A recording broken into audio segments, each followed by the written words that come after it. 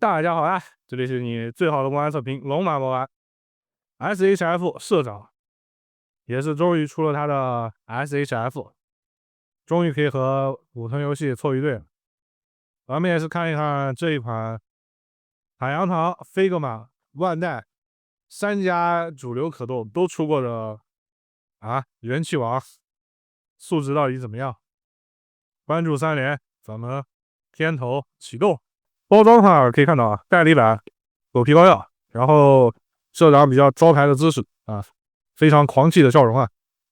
这个是青眼白龙的特效件，也是有附带。然后这里也是狗带暗示你啊，买3只青眼白龙，你倒是把青眼究极龙做出来，你把青眼究极龙做出来，我就收3条，好吗？这次的盒子呢也是比较大，然后厚的重的那种，看上去东西似乎很多啊，其实就是因为它的海马的这个披风的下摆比较占位置。实际上呢，东西也就那样。手型倒是比较丰富，抽牌的手型，然后抓牌的手型，然后你那种一只手亮牌，就是发动马后卡多的造型，也都是有附属的。主体的话，4张脸型，然后一个非常长的青眼白龙的叫什么毁灭的喷射白光是然后原来的那个白龙自己带的就是爆裂疾风带。其实可以看到啊，这次海马的脸型面相，我觉得做的还是蛮不错的，还是挺有他那个气质的。之前看国内好像没看到详细的测评了，看外网的测评，他这个脸型的眼部下面的那个加的那个阴影的线条啊，看得非常丑，实物到手目前看起来还好，主要是他几个替换脸，咱们来看一看啊，可以看到啊，这个非常拉胯的就是他的这个。想模拟他那个脸型的那种阴影的那种涂装嘛，因为海马早期的人设可能也是比较阴险。算了，看在你这个本体的脸型还是蛮帅的份上，脸型这块给你打个及格分吧。然后呢，看下本体的可动，平台360度的话，由于有这个比较大的肩部的这个肩甲，所以摆的时候要低调一下。然后这里的可动性呢也是还不错，约等于一个蝴蝶肩的作用。这个可以看到它的前后的幅度还是可以的啊。然后这里呢是比较尖锐的那种塑料啊，可以听到很硬很脆的那种料，大家玩的时候也是要非常小心。上半身呢腰部这里做了切分，其实还算比较自然的吧，虽然这个幅度没有很大，其实和不给也没什么区别。然后海马自己的那个牌的那个项链也是有做出来，不过这个好像是固定死的，就是它是一体坐在它的胸上的，你是拿不动它的。可以看到它默认脸型，我觉得还是比较帅气的吧，有几分那个社长的神韵。然后衣服上这个绑带啊是软的，这个大家倒不用担心。然后就是它的披风，完全展开的情况下，我觉得造型方面还是挺漂亮的，然后也不会太影响它的可动。腿部的可动呢也是大长腿，然后造型方面我觉得没什么问题。就是这地方它万代很蠢的用了那种比较硬的塑料，摆造型的时候一定要小心啊，感觉这里一个不小心，比如说你这个一个动腿就容易把这个肩部给踢断，这里把玩的时候要非常注意啊。本体的可动呢大概就这么个水平，比较拉胯的配件吧，邪笑脸，然后怒吼脸奸笑脸，不服的脸型。然后其实这个科效件还是蛮百搭的，你拿去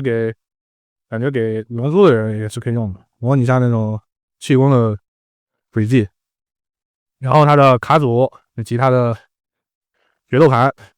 SHF 的决斗盘我觉得做的一直是不错的，因为它这里是做了分件的，可以看到可以还原它就是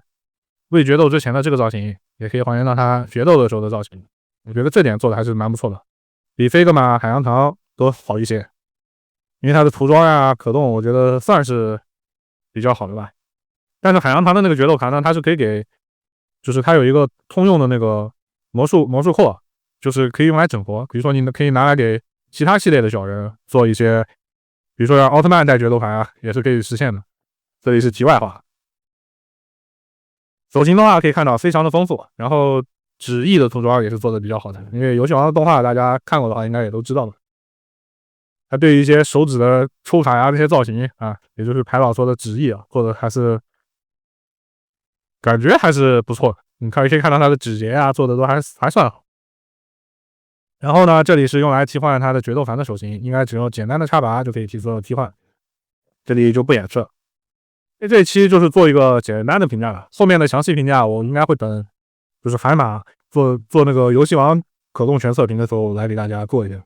到时候会把海马以及青眼白龙还有 FRS 的巨神兵一起测评一下。这一款海马呢，应该也是越南出品的，可以看到又是经典的越南厂。因为像动漫线啊这种全球就是都有受众的产量可能需求比较大的地方，万代都是习惯性的放在越南的，只有特色线啊用来针对国内市场的才放在什么海辉啊那些去生产。然后这一款的品质呢，没有我想象中的那个越南猴做工那么拉胯，就我手上这只来说还是比较紧实的。然后涂装方面也是看不出什么特别夸张的瑕疵，我觉得要比之前的一款